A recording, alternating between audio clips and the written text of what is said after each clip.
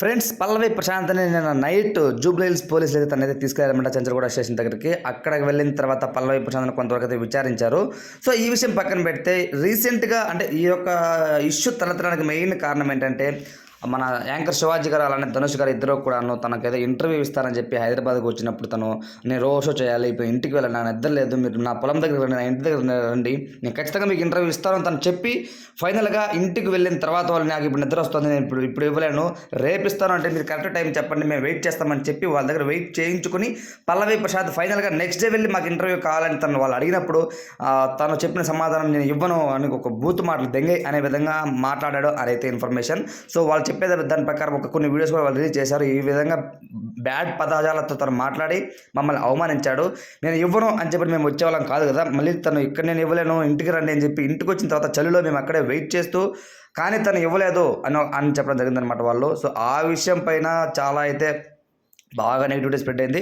అలానే వాళ్ళ అభిమానులు ఎవరైతే ఇక్కడ బస్సు వెన్ని తగలబెట్టారో, దాని తర్వాత పగలగొట్టారో, అలానే అమర్దీప్ చౌదరి వాళ్ళ ఫ్యాన్స్ వాళ్ళ ఫ్యామిలీ మెంబర్స్ని కూడా పగలగొట్టారనమాట. అద్దాలు, అశ్విని శ్రీది, మన గీతురాయలు అందరిది. ఇదంతటి పైన కేసు పెట్టలేదు కానీ వాళ్ళు మెయిన్ ఏంటంటే పల్లవి ప్రశాంత్ పోలీసుల మాట వినుకోకుండా రోడ్ షో క్రియేట్ చేసి అక్కడ కొంతవరకు రోడ్ షో చేసి అక్కడ కొంతవరకు ట్రాఫిక్ జామ్ అంటే కొంతవరకు గందరగోళంగా అయిపోయిందనమాట అక్కడ ట్రాఫిక్. సో, కాబట్టి దానికి సంబంధించి అది చట్ట విరుద్ధం అనేసి వాళ్ళు పలు సెక్షన్ల పైన కేసు పెట్టి తనైతే నేను తీసుకెళ్ళడం జరిగిందనమాట. పల్లవి ప్రశాంత్ ఫ్యామిలీ మెంబర్స్ అందరూ కూడా చాలా బాధపడుతున్నారు. వాళ్ళ అమ్మగారు కానివచ్చు, వాళ్ళ అక్కగారు కానివచ్చు, వాళ్ళ నాన్నగారికి దండం పెట్టి చెబుతున్నారు, మేము బీదర్లం అయ్యా, మా జోలికి రావద్దు, మా బిడ్డను వదిలేయండి అంటూ వాళ్ళు వేడుకుంటూ ఉంటే నాకు అస్సలైతే చాలా బాధ అనిపించింది ఫ్రెండ్స్.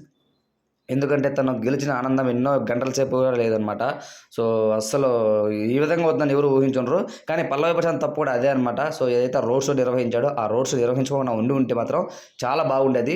సో, నా పాయింట్ ఆఫ్ వ్యూ ప్రకారం కొంతవరకు ఆ పల్లవి ప్రశాంత్ తప్పు ఉన్నా సరే కానీ జైల్లో పెట్టే అంత తప్పు అయించలేదు. ఎవరైనా చంపాడా, లేకపోతే ఏమైనా కిడ్నాప్ చేశాడా, మర్డర్ చేశాడా, లేకపోతే ఏమైనా ఎర్రచందనం ఏమైనా తీసుకెళ్ళాడా, ఏం తప్పు చేశాడని అతను జైల్లో పెడతారు. అతను పరాయిలో ఉన్నారని చెప్పి న్యూస్ రాస్తున్నారు. అంతా ఫేక్ ఫ్రెండ్స్. అతను పరాయిలో ఏం లేడు. తను నిన్న వాళ్ళు విచారించడానికి స్టేషన్ తీసుకెళ్లారు. మ్యాక్సిమం తను మళ్ళీ బయటకు వచ్చే ఛాన్సెస్ కూడా ఉన్నాయన్నమాట. ఎందుకంటే తను తప్పు చేయలేదు కాబట్టి. మీ పాయింట్ ఆఫ్ వ్యూ ప్రకారం పల్లవి ప్రశాంత్ చేసిన తప్ప రైటా అన్నది కామెంట్ రూపంలో తెలియజేయండి. Thanks for watching.